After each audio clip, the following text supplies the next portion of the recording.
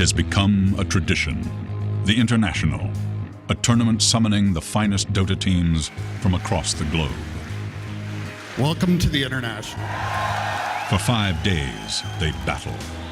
For 5 days, the crowds cheer. For 5 days, the world watches. And when the dust settles, the champions emerge. A year has passed, and as the teams gather once more, the stakes have never been higher. The Dota community has made its voice heard, pushing the International to incredible new heights.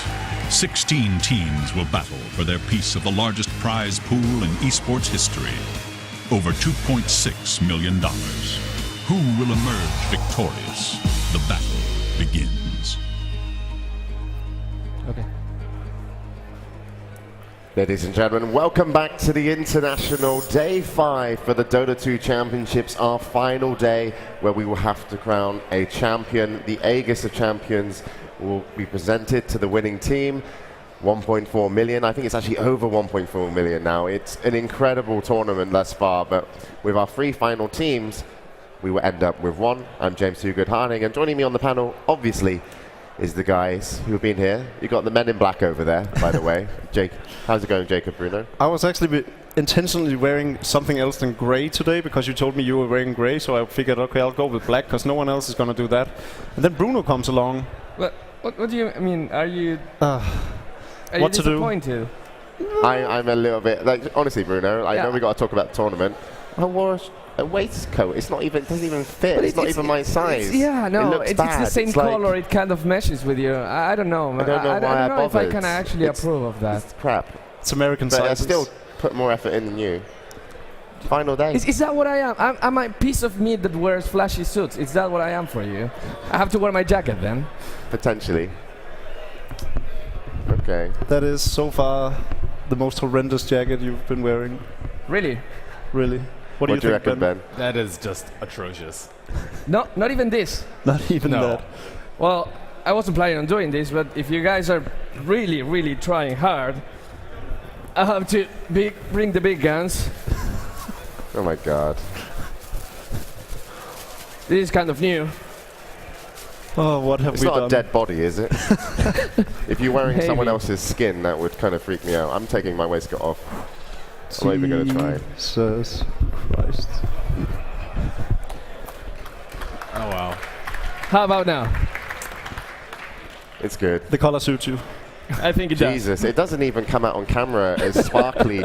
The camera can't handle the lighting of your jacket. It's actually harder to look at here than it is for people at home. I don't know where you find this stuff. Yeah, but welcome back to the panel, guys. Obviously, it's the final day. We're going to have just 2 matches, a best of 3 and, of course, a best of 5. The lower bracket finals between Orange and Na'Vi, and then the winner bracket, the grand finals, where Alliance are waiting to take on their opponent. So what are you expecting today? What are you looking forward to? We've had a whole night to kind of rest the players as well. To go into the first, I'm super excited to see what Orange can bring. The way they played yesterday, they could easily go ahead and win this tournament. It was just amazing display of skill, and I think they can bring their A-game to Na'Vi and potentially beat them out and then meet Alliance in the final, and from there anything can happen. Yeah, it's our first rematch of the playoffs, and Orange has changed a lot since day one, surprisingly. I thought they looked a little bit weak in Na'Vi. They looked good in the first game, but I thought it was more Na'Vi looking weak. But now Orange has just come roaring out. They took down Tongfu, took down DK. Those 2 teams are not weak by any means. Yeah, I mean, yesterday they all played so well, and we can go to a Day 4 highlight where you can actually see the progress of Orange yesterday and all the other amazing plays.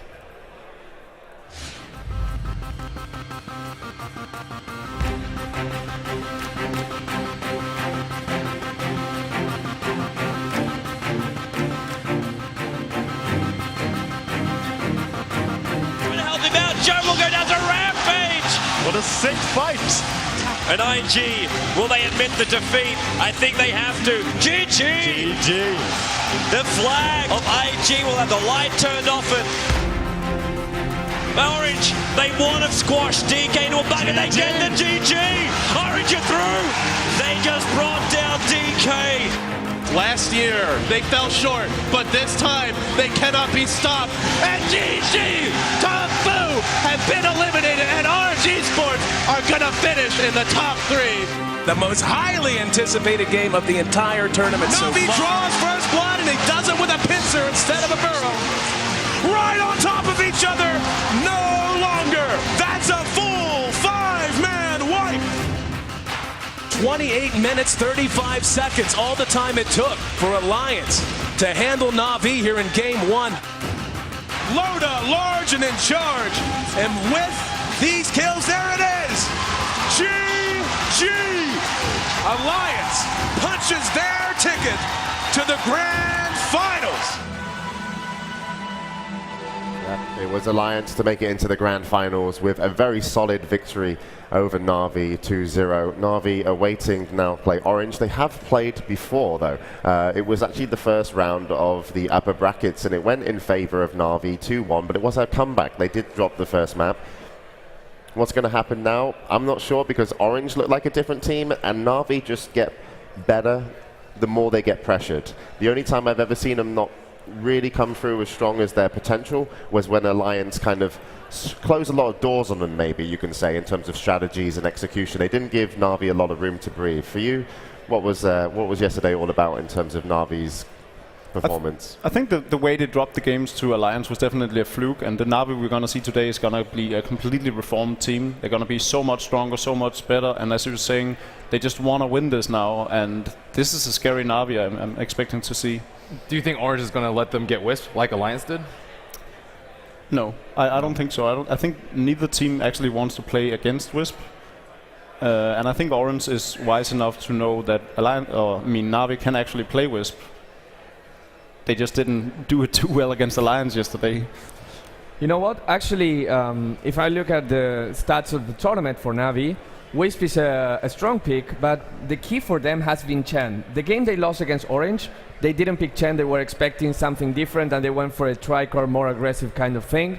The game they lost with Alliance, one of them, they were not using Chen. I think that if Orange did their homework, they will try to remove that from Puppey's game plan and then maybe they will have a better chance of tackling that. Well, what about Enchantress though? Didn't they use Enchantress versus Alliance? Is that not an appropriate substitute for Puppey? Is it only Chen? We still haven't seen Enchantress go up against the Chen in Benaroya Hall yet. Something you normally see is these two heroes chasing after one another, and Enchantress is normally a very good counter to Chen, and I'm surprised no one has actually done that yet. I'm expecting Na'Vi to ban out maybe Extinct Heroes, Visits and Chen, unless Na'Vi wants to pick up the Chen themselves. Yeah. Another good idea could simply be to remove Bane, because there's a sort of a trend in Orange playstyle where they pick the same support heroes, and then they just change out KYXY and Mushi's heroes, and that's the general trend they seem to follow. Yeah, I agree with that. Yeah, to be honest, the Orange support heroes, Extinct on the Visage, was for me some of my favorite plays of the tournament. I think there was an amazing, almost a whole, 4 or at least 5-man stun with the Visage Familiars. 4-man bird stun twice in that game, I think. Yeah. And Extinct's Visage was actually what beat Na'Vi in their first game going into the tournament, so I don't think Na'Vi wants to see them have Visage. All right, well, it was an amazing play, but there was plenty of amazing plays yesterday as well. So let's take a look at the top 10 plays.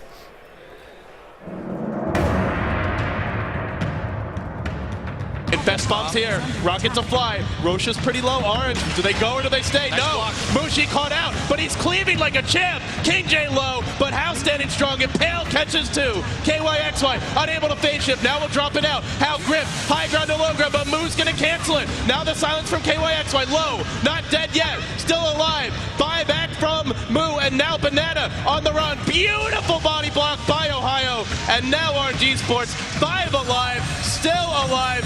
Chung to fall. That if he goes to the Firefly, now he sees it. We'll catch up Banana first though. So Layasuga drag him back down the river. It's a slow movement though. It doesn't get him all the way down. The Astaire will go, but Show's up on the high ground too. Hand of God already been popped off. Show with the mech charge as well from King J. Keeps him alive. Show had to use his time left for that one. Now the Black Hole catches out the Weaver. Holds him there. Hao jumps in to play around with him too, and he gets the kill.